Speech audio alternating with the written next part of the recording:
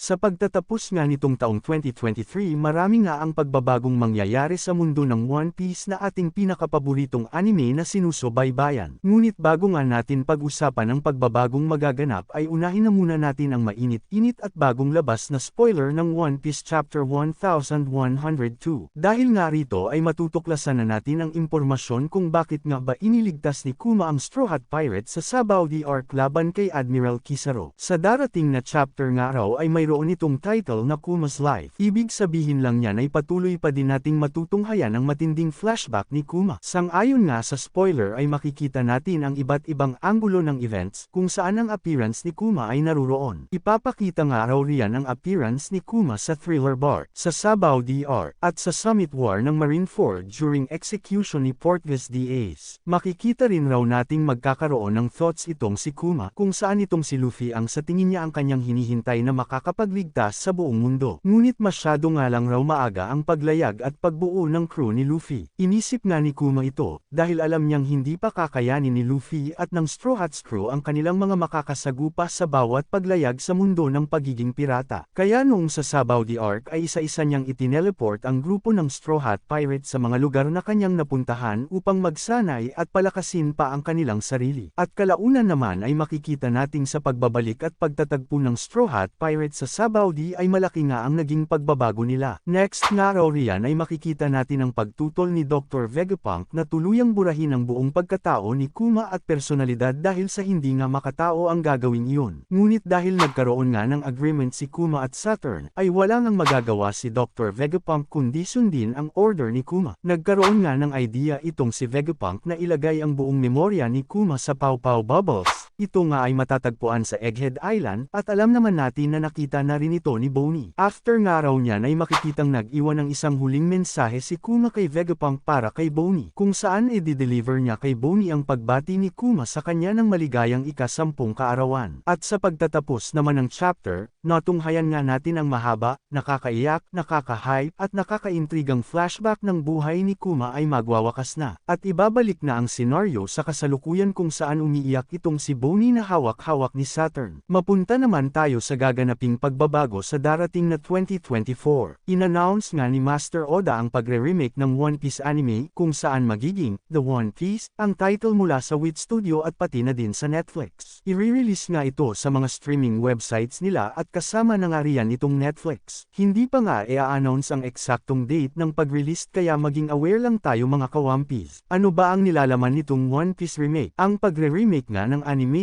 ay hindi lang sa mga latest episodes natin matutunghayan, kundi mula umpisa nitong One Piece hanggang sa pinaka-updated na kanilang ginawa. Katulad lang ito ng Hunter x Hunter na mayroong dalawang version, ang Hunter x Hunter 1999 at 2011. Nagkaroon nga ng joint forces sila Master Oda, Wit Studio at Netflix sa paggawa nitong One Piece anime upang mapaganda pa at gawin pang kapana-panabik ang bawat kwento para sa ating mga One Piece fans. At dahil nga natapos na rin ang Wano arc sa episodes, syempre ang susunod na ipapakita naman ay ang Egghead Island arc sa anime. Magkakaroon ito ng opening song na We Are by Hiroshi Kitadani. At ang ending naman ay ang Memories by Maki Atsuki. At dahil nga rin na nadagdagan ng mga karakter pagdating sa Egghead Island arc, meron ng mga bagong voice actors na in-announce si Master Oda. Para sa karakter nga ni Dr. Vegapunk gagampanan nga ito ni Yohei Tadano. Kay Shaka nga ay si Shuhei Sakaguchi. Kay Lilith ay si Aya Hirano. Kay Edison naman ay si Ryoko Shiraishi. Kay Pythagoras ay si Tokuyoshi Kawashima. Kay Atlas naman ay si Kaide Hondo. At ang panghuli na si York naman ay si Matsumi Tamura. Lubos nga ang pagpapasalamat ni Eiichiro Oda sa ating lahat na mga One Piece fans sa patuloy na pagtangkilik ng kanyang mga gawa. Patuloy pa nating abangan at subaybayan ang makabagong mundo ng One Piece. So yun lang mga ka-One Piece. Hanggang sa susunod na video na ating i-upload. Maraming salamat.